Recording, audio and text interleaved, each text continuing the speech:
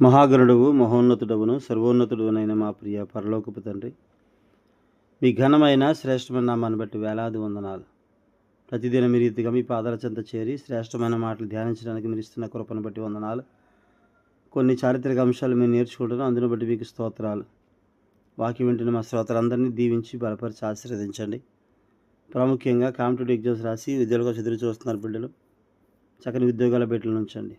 దూర ప్రాంతాల ఉద్యోగాలు చేస్తున్నారు, వారిని కూడా దీవించి వారి కుటుంబాన్ని ఆశీర్వదించండి. మీరే బలపరచండి, వారి ఉద్యోగాలను సమృద్ధిగా దీవించని అడుగుతున్నా. అట్లాగే ప్రభా, విదేశాలను మా బిడ్డల కోసం ప్రార్థిస్తున్నాం. ఆరోగ్యమును శక్తిని డ్యూటీల విషయంలో మీ కాపుదలను ఇచ్చి నడిపించి భద్రపరచని అడుగుతున్నా. అయా హాస్టల్ నుంచి చదువుతున్న బిడ్డలు చక్కని జ్ఞానము కాపుదల ఆరోగ్యం దయచేయండి. డైలీ సర్వీస్ చేసి చదువుతున్న బిడ్డలు వారిని కూడా దీవించి బలపరచండి.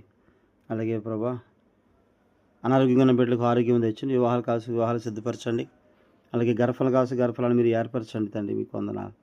అద్భుతం చేసి నడిపించమని, అన్ని సంఘాల్లో ఉన్న సకల పరిశుద్ధులకు మీకు ఆపదల భద్రత ఇచ్చి నడిపించమని యేసయ్య పరిశుద్ధ నామంలో అడిగి వేడి ప్రార్థిస్తున్నాం తండ్రి.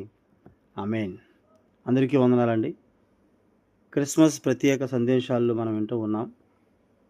అందులో ప్రాముఖ్యంగా నిన్న క్రిస్మస్కి సంబంధించినటువంటి క్రిస్మస్ యొక్క వస్తువులు కొన్ని, వాటికి సంబంధించి కొన్ని క్రిస్మస్ కార్డ్స్ అని, క్యారల్స్ అని, స్టాంప్స్ అని వాటి గురించి చూసాం. ఈరోజు మరికొన్ని వాటిని చూసి మనం ముందుకు వెళ్దాం.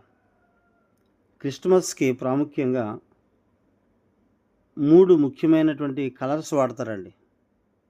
3 రంగులు వాడతారు. మీరు క్రిస్మస్ ట్రీ చూసుకున్నా, క్రిస్మస్ కార్డ్స్ చూసుకున్నా, లేదా ఒకవేళ ఫ్లెక్సీ వేసినప్పుడు కూడా ప్రాముఖ్యంగా 3 రంగులు ఉపయోగిస్తారు. క్రిస్మస్ సంబంధించిన 3 రంగులు. 1 రెడ్, 2 గ్రీన్, 3 గోల్డ్. రెడ్, ఎరుపు అనేది విమోచన గుర్తుగా, క్రీస్తు రక్తం మనల్ని విమోచించింది కనుక ఆ విమోచన గుర్తుగా ఎరుపు రంగును వినియోగిస్తారు. గ్రీన్ అనేది పచ్చదనం అనేది నిత్యత్వానికి గుర్తుగా, అంటే ఆయన ఆ లోకమును విడిచి ఈ లోకానికి వచ్చారు, మరలా మనల్ని అక్కడ తీసుకుని వెళ్ళడానికి సిద్ధపరిచేటువంటి క్రమంలో నిత్యత్వానికి సూచనగా గుర్తుగా గ్రీన్ కలర్ ఉపయోగిస్తారు. అలాగే గోల్డ్, బంగారం రంగు అనేది దైవత్వానికి లేదా రాజరికానికి, రాజత్వానికి గుర్తుగా, దైవత్వానికి గుర్తుగా అది ఉపయోగిస్తారు. ఈ రెడ్, గ్రీన్, గోల్డ్ ఈ 3 రంగులు ఎక్కువ ఉపయోగిస్తారండి. తర్వాత క్రీస్తుకు సంబంధించినటువంటి వాటి మీద, క్రీస్తు మీద ప్రాముఖ్యంగా ఎన్నో రకాల రీసెర్చ్లు జరిగాయండి. క్రీస్తకం 1514లో యేసుక్రీస్తు దైవమా నరుడా అని ఒక రీసెర్చ్ జరిగింది. 1906లో యేసు జననం కథ నిజమా, 1953లో మరలా యేసు జననంపై రీసెర్చ్ జరిగింది. అలాగే 1970, 80 మధ్యలో మరలా 2 సార్లు రీసెర్చ్ జరిగింది. ఎన్నిసార్లు రీసెర్చ్ చేసినా కూడా తేలిన ఫలితార్థం ఏంటంటే ఆయన దైవ నరుడు. హైపోస్టాటిక్ యూనియన్ అంటాం. అంటే దైవత్వం మానవత్వం కలిసి ఒకే వ్యక్తిలో ఒకే సందర్భంలో నివసించడం అనేది హైపోస్టాటిక్ యూనియన్ అని పిలుస్తారు. దానికి తోడు చారిత్రక ఆధారాలు కూడా చాలా ఉన్నాయి. ఆయన ఈ లోకానికి వచ్చాడని, ఆయన దేవుడిగానే ఇక్కడ జీవించాడని, ఆయన మరణించాడని, మరణాన్ని జయించి తిరిగి లేచాడని ఎన్నో చారిత్రక రుజువులు మనకు చూస్తాం. అప్పటి రోమా చరిత్ర జోసిఫస్ రాశారు. అలాగే టాసిటాస్ జోసిఫస్ రాశారు. యోధా చరిత్ర జాఫర్ రాశారు. అప్పటి సంఘ చరిత్ర ఎటాసియస్ అనేటువంటి ఆయన రాశారు. ఇవి క్రిస్మస్ సంబంధించినటువంటి కొన్ని విషయాలు. అయితే క్రిస్మస్ మనకి ఏం సందేశం ఇస్తుంది అని అంటే, క్రిస్మస్ యొక్క సందేశం ప్రాముఖ్యంగా మనకి 3 రకాలైనటువంటి వాగ్దానాలు ఇస్తూ ఉంది. ప్రవక్తలతో దేవుడు బయలుపరిచిన పేరు ఇమ్మానుయేల్. తండ్రి అయినటువంటి అంటే గార్డియన్గా ఉన్నటువంటి యోసేపుకి బయలుపరిచిన పేరు యేసు. ఈ రెండిటికి భిన్నంగా గొర్రెల కాపర్లకు తెలిపిన పేరు క్రీస్తు. ఇమ్మానుయేల్ అనేటువంటి పేరు కనుక మనం చూస్తే యెషయా గ్రంథం 7:14లో యెషయా ద్వారా ప్రవచనం ఇది. ఆ యెషయా ద్వారా చెప్పబడిన ప్రవచనం మత్తయి సువార్త 1:22-23లో నెరవేర్పుగా మనం చూస్తాం. ఇమ్మానుయేల్ అంటే దేవుడు మనకు తోడు అని అర్థం. గాడ్ బీ విత్ అజ్, దేవుడు మనకు తోడు. ఎక్కడికి వెళ్ళినా, ఎక్కడున్నా, ఏ పని చేస్తా ఉన్నా, ఏ ప్రదేశంలో ఉన్నా ఆయన ఖచ్చితంగా మనకు తోడుగా ఉంటారు. ఇది ఇమ్మానుయేల్ అనేటువంటి మాట మనం చూస్తాం. ఇందులో జాతి, మత, కుల విభేదాలు ఏమీ లేవు. ఆయన అందరికీ తోడు. అందుకే దీన్ని యెషయా గ్రంథం 7:14 మనం ప్రాపంచిక వాగ్దానం అని పిలుస్తాం. Universal promise. క్రీస్తుపూర్వం 700-750 మధ్యకాలంలో రాయబడిన ప్రవచనం ఇది. యెషయా రాసిన ప్రవచనం ఇది. That is universal promise. అందరికీ తోడని. మొట్టమొదటి ఇమ్మానుయేల్ పేరు, రెండవది యేసు అని పేరు.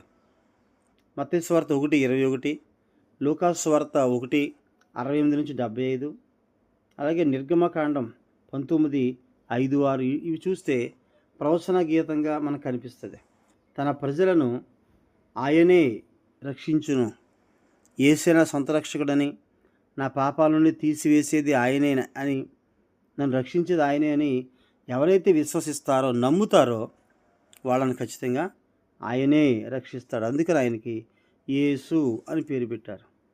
యేసు అనే మాటకి రక్షకుడు అని మనం చాలా చోట్ల చూస్తూ ఉంటాం. ఫుట్నోట్ల అర్థాలు అంటే రక్షిస్తాడు, దేవుని బిడ్డలుగా మారుస్తాడు. కనుక ఇది క్రైస్తవ వాగ్దానం. Promise to a Christian. ఒక క్రైస్తవులందరికీ కూడా ఆయన ఒక వాగ్దానం ఇస్తూ ఉన్నాడు. ఆయనే క్రీస్తు రక్షకుడని, రక్షించడానికి వచ్చాడని. ఇది క్రైస్తవ వాగ్దానం. మొట్టమొదటిది ఇమ్మానుయేలు అనేది ప్రాపంచిక వాగ్దానం, యూనివర్సల్ ప్రామిస్. రెండవది యేసు అనే పేరు, క్రైస్తవ వాగ్దానం, ప్రామిస్ టు ఏ క్రిస్టియన్. ఇక మూడవది క్రీస్తు అనే పేరు పెట్టారు. లూకా సువార్త 2:10-11 ప్రజలందరికీ కలుగబోవు మహాసంతోషకరమైన సువర్తమానము అంటున్నాడు. ఇది ప్రజలందరికీ కలుగబోయే సువర్తమానం. ఏంటది అని అంటే, దావీదు పట్టణమందు నేడు రక్షకుడు మీ కొరకు పుట్టి ఉన్నాడు, ఈయన ప్రభువైన క్రీస్తు, దానికి ఇదే మీ కానవాలు అని చెప్తాడు. అంటే క్రీస్తు అని గొర్రెల కాపరులకి ఆయన తనను తాను ప్రత్యక్షపరుచుకున్నాడు. యేసు అని రక్షించబడే వారికి ఆయన ప్రత్యక్షపరుచుకున్నారు. ఇమ్మానుయేలు అని ప్రపంచవ్యాప్తంగా ఉన్న అందరికీ ఆయన తోడుగా ఉండేటువంటి దేవుడిగా ప్రత్యక్షపరుచుకున్నారు. కాబట్టి యూనివర్సల్ ప్రామిస్, అలాగే యేసు అనేది ప్రామిస్ టు ఏ క్రిస్టియన్. ఇక మూడవది క్రీస్తు, ప్రామిస్ ఫర్ ఎవ్రీవన్, ప్రజలందరికీ వాగ్దానం. ఇది ప్రజలందరికీ కలుగబోయే మహాసంతోషకరమైన సువర్తమానము అంటాడు ఆయన. లూకా సువార్త 2:20 ఆ గొర్రెల కాపరులను చూస్తే, వాళ్ళు అంతటా ఆ గొర్రెల కాపరులు తమతో చెప్పబడినట్టుగా తాము విన్నవాటిని కన్నవాటిని గూర్చి దేవుని మహిమపరచుచు స్తోత్రము చేయుచు తిరిగి వెళ్ళిరి. వాళ్ళు ఎంత సంతోషంతో ఉన్నారు అంటే, అక్కడ చూస్తే మనం 16-17 కూడా త్వరగా వెళ్ళి మరియును యోసేపును తొట్టిలో పండుకునే శిశువును వారు చూచి ఈ శిశువుని గురించి తమతో చెప్పబడిన మాటలు ప్రచురము చేసిరి. చాలామందికి చెప్పారండి వెళ్ళి. అందుకే మొట్టమొదట వాళ్ళకు కనిపించాడు ఆయన. అందుకే వెంటనే పరలోక సైన్య సమూహము ఆ దూతతో కూడా ఉండి సర్వోన్నతమైన స్థలంలో దేవునికి మహిమయు, ఆయనకి ఇష్టమైన మనుషులకు భూమి మీద సమాధానం కలుగునుగాక అని దేవునికి స్తోత్రం చేశారంట. కాబట్టి ఆయన రాకడే అనేక మందికి సంతోషం. ఇమ్మానుయేలుగా, యేసుగా, క్రీస్తుగా, ఇంకా అనేక రకాలైనటువంటి గుణగణ లక్షణాలతో కలిగిన పేర్లు ఆయనకు ఉన్నాయి. కాబట్టి అనేకమైన పేర్లు యెషయా గ్రంథం 9:6 కూడా చూడవచ్చు. ఆశ్చర్యకరుడు, ఆలోచనకర్త, బలవంతుడైన దేవుడు, నిత్యుడగు తండ్రి, సమాధానకర్తకి అధిపతి అని అతనికి పేరు పెట్టబడునని. కాబట్టి ఆయన ఈ క్రిస్మస్ దినాల్లో ఆయన రాకడను మనం ఘనంగా నిర్వహిస్తూ, అంటే ఆయన్ని ముందు పెట్టి, చాలా క్రిస్మస్లో క్రీస్తు ఉన్నాడండి, అన్నీ ఉంటాయి. కానీ మనం అలా కాదు. మన హృదయాల్లో క్రీస్తు జనించాలి. అలాగే మన యొక్క సంఘాల్లో కూడా క్రీస్తుకు మాత్రమే మహిమ చెందేలాగూ మన కార్యక్రమాలన్నీ కూడా ఆ రీతిగా జరిగితే, దేవునికి మాత్రమే మహిమ వస్తే అది నిజంగా మనకు ఆశీర్వాదము, దీవెన, సమాధానం. అలాగ మనం దేవుళ్ళ ముందు కొనసాగుదాం. దేవుడు తన మాటలు దీవించును గాక. ఆమేన్. అందరికీ వందనాలండి.